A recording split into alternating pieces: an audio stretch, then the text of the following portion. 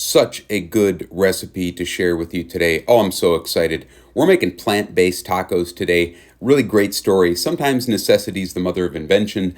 I love my tacos de quelites, and one day I made some and I baked them because my greens were a little tough, and I cooked them until they were extra soft. I liked them so much that I made them into a new recipe. I served them at 3 events this spring. I had them featured in 2 different magazines just this year alone.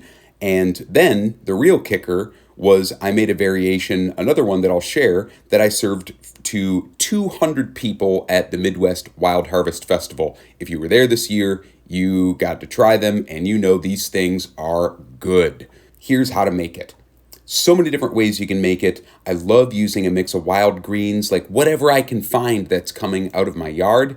Here's hollyhock, sorrel, purslane, dandelions, whatever I have. Here's a different one. I made like 3 different videos of this. There's pea shoots, watercress, black nightshade greens from the freezer, turnip greens. One good point to know here is that if you're using greens that have stems, especially like kale, you want to take some of those woody stems out. But even if you have stems in something like turnip greens, those can get soft. You just have to cook them a little bit longer. Here's some watercress. Those have extra stems, so I do like to remove them. But you could also just finely chop them if it's the only thing you have.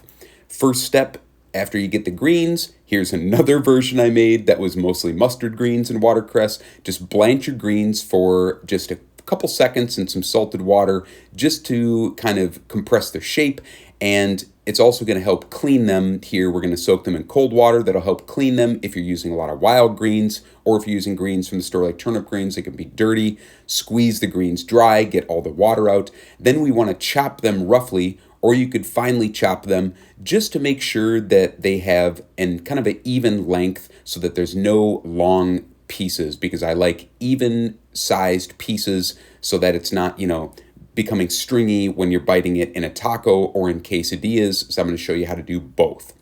Then take your greens and reserve those. I really like dried guajillo chilies here, but I've made this so many different ways. You can just use chili powder. But the dried guajillos are going to add a great flavor and a little bit of heat. You take some canned tomatoes, or you could use tomato sauce or fresh tomatoes, puree those up. Then we're going to start making the taco base. We're going to add some onion. You could use shallot. You could use green onion. You could use green garlic. We're going to add some minced garlic there too. I mean, really, there's so many different ways that I have made this. Cumin. Cumin is one of the secrets here to making this. These are plant-based, so making them taste rich like meat. Cumin is one of the secrets. Add the greens. Add the tomato chili puree. We're going to add some salt. You can add that at the end too. And the secret here is we're going to bake these greens basically to the next dimension until they're just soft and tender. And you can add a bunch of different extras here: nuts, potatoes, mushrooms, beans, roasted peppers. This helps add some body to it. So this is a version with potatoes. That's kind of my budget version. And my luxury version is big chunks of black walnuts. And these are what I did for the Midwest Wild Harvest Festival. You could use ground up pumpkin seeds too, and that's actually pretty traditional in some different tacos. Then we're gonna add a bunch of fresh herbs at the end. There's epazote and cilantro. You can just mix and match your favorites. Okay, serving as quesadillas or street tacos. For street tacos, heat them up and heat up some corn tortillas, and then add some favorite garnishes that you have. Nasturtiums and fresh herbs are beautiful. Quesadillas are how I typically serve these because they're just so delicious and everyone loves them. Get some nice melting cheese. This is queso Chihuahua. You could use queso Oaxaca. You could use Monterey Jack. I mean, shoot, you could use mozzarella and a pinch of fresh chilies or something. I mean, whatever you want to do. Then take this plant paste. It gets really nice and rich. You don't need a lot.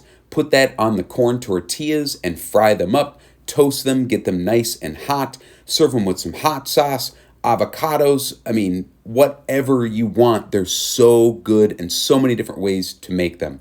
The full recipe is on my website. There's a link at the top of the video description for that. Thanks for watching and have fun with your tacos.